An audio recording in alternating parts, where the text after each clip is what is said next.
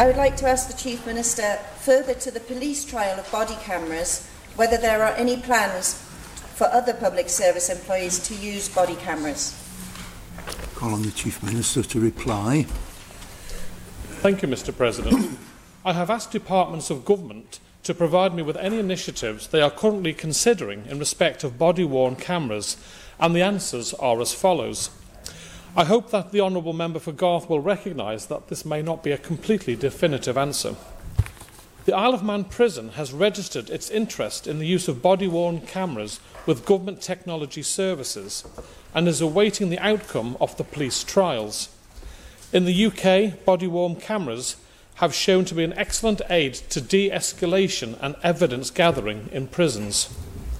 Manx Sport and Recreation has been considering whether to introduce the use of these for staff that work alone in the outdoor facilities of the National Sports Centre, and possibly at certain times in the indoor areas.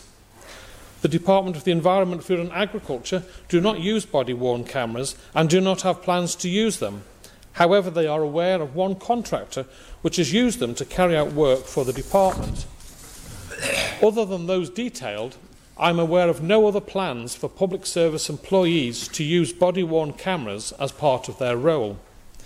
I should add, any processing of personal data via body-worn video will be subject to Article 35 of the applied GDPR should the implementing regulations be approved by this court.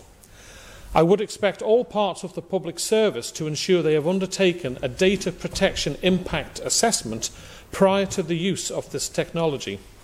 They should also consider any implications in respect of the European Convention on Human Rights. Supplementary, Mrs. Caine. Thank you, Mr. President.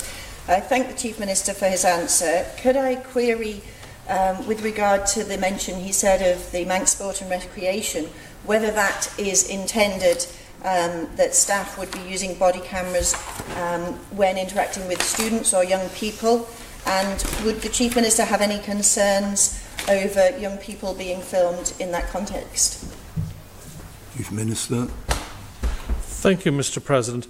I think I maybe agree with the concerns maybe raised by the Honourable Member, Mrs. Caine, but I would reiterate the point that any such use of such devices should be lawful and compliant with human rights principles, and that is a matter for the individual department to ensure that they comply with the rules and regulations, Mr. President. The supplementary. Thank you, Mr. President. Would the Chief Minister agree with me that it's better to focus perhaps on staff training to build supportive cultures based on firm boundaries and compassion rather than to routinely record citizens? Chief Minister. I think on the whole the Honourable Member is correct. However, sadly, Mr. President, we live in a society where not 100% of people are nice people, and occasionally some people will let society down, and we have instances of verbal abuse of staff, attacks on staff from time to time. So it's a case of trying to protect staff where they are on their own. So I think it's a call that has to be made sensibly and ensuring that it complies with all the rules and regulations. But in a perfect world, of course, you wouldn't want to have to do this, but sadly we don't live in a perfect world. Honourable Member for Douglas South, Mrs. Beecroft. Thank you, Mr. President. The Chief Minister referred to, I think it was a contractor who did work for DEFA who used that equipment. I'm wondering if he could confirm whether the various departments are actually responsible for making sure that contractors who do use that are fully compliant with the regulations. Reply, sir. Thank you, Mr. President. It's not in my remit on this question, but I'm more than happy to find out the answer and circulate all honourable members.